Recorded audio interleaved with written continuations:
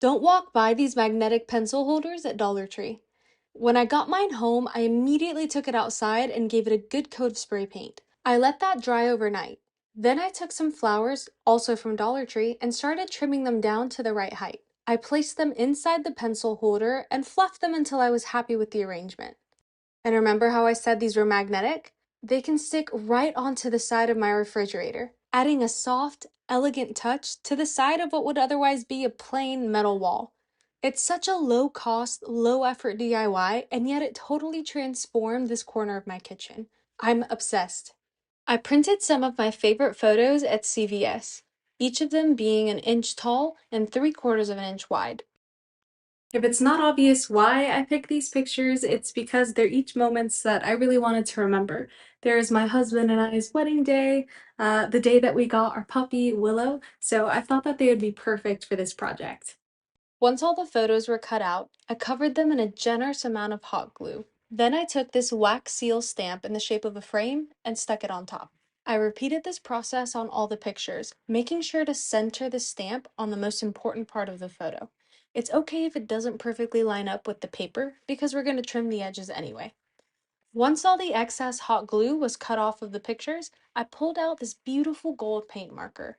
I carefully went along the edges, taking my time so I wouldn't flood the image. Lastly, I cut a few pieces off of this adhesive magnetic strip and stuck them onto the back of all the pictures. Then it was over to the refrigerator, where these mini magnets made the most beautiful gallery display.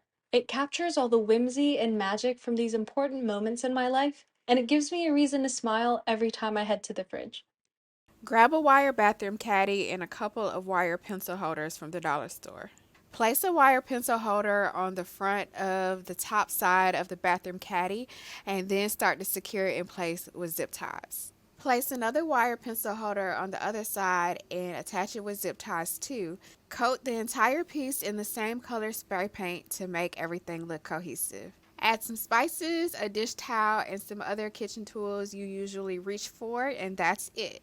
I hope this inspires you to easily turn a bathroom caddy into a kitchen rack using what you find at the dollar store. If you're looking for some hacks to kind of upgrade your house, especially the kitchen, this is going to require one of these toilet paper holders from Amazon. So the first thing I'm going to do in the kitchen is to take this and I'm going to put a pint mason jar inside and add your utensils to it. Next, we're going to take another wide mouth pint mason jar and head out to the garden. So here I am just going to cut some zinnia blooms. Any kind of blooms that you have will do. And then I'm also going to grab some fresh herbs. Here I've got some lemon balm and just stem them while you're outside as well. And then you're going to place your toilet paper holder. I like to do this next to the sink. And then you'll just place your jar of flowers inside. It's perfect. And it really brightens up dish duty, let's be real. The next thing, if you want to keep this toilet paper holder there next to the sink, you can simply put some clean sponges in there. Or if you want to be able to put your wet sponges in it, then just grab a small plate and slide it underneath to catch any water. The next thing is going to be holding a roll of paper towels. It's also really perfect for putting a roll of paper towels out on a picnic table if you're entertaining outdoors because it keeps it in place. This fits one of those good size scented candles for the home. And so putting it up on the shelf and then lighting your candle, it gives you a place to set your candle inside so it's not sitting directly on the counter, and it just kind of gives it an extra look. It's really pretty. So these are just some great ways to use one of these beautiful antique looking toilet paper holders from Amazon. Head to the Dollar Tree and grab 2 wooden cutting boards. Once you're home, unwrap your boards and give them a quick sand to remove the factory finish and smooth the edges.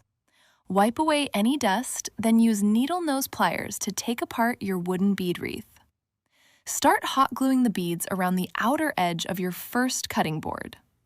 Apply the glue to one side of each bead and press it down so it sits flush with the board's edge.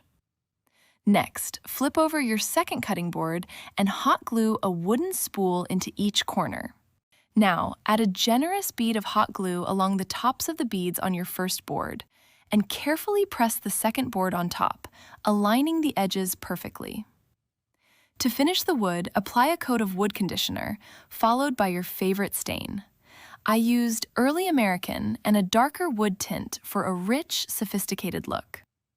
Finally, seal and hydrate the wood with some feed-in wax, letting it soak for 15 minutes before wiping away the excess. Just like that, you have a versatile riser perfect for a coffee station or bathroom vanity. This is the sheet of tiles I found at the dollar store last week.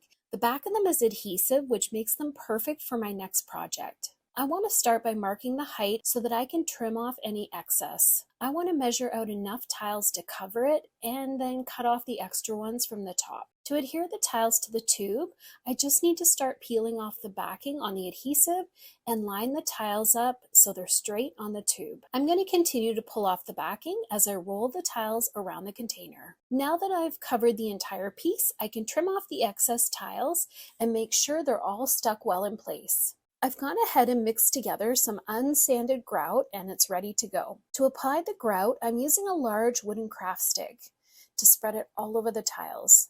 I want to make sure to get it all down into the spaces between each tile. Now that the grout is sat for about 30 minutes, I'm going to begin to wipe off the excess with a wet sponge. I want to wipe the sponge lightly so that I don't pull any of the grout out from between the tiles. With the bulk of the grout off that was extra, I can use some clean water now to wipe down the tiles and remove any residue. I love how pretty this vase turned out. It's perfect for the fall and it was so easy to make. I hope this has inspired you to grab a tile sheet at the dollar store as well and make your own fall vase. I picked up one of these multicolored Jenga sets from Dollar Tree. Because I like darker stained wood, I pulled out all those pieces for this project. Using super glue, also from Dollar Tree, I stuck together 4 of the pieces end to end on the narrow side. Then I stuck 2 more pieces on each of the opposite sides. Once that was done, I started adding vertical end pieces to all 4 sides. Then I stacked an extra piece on top.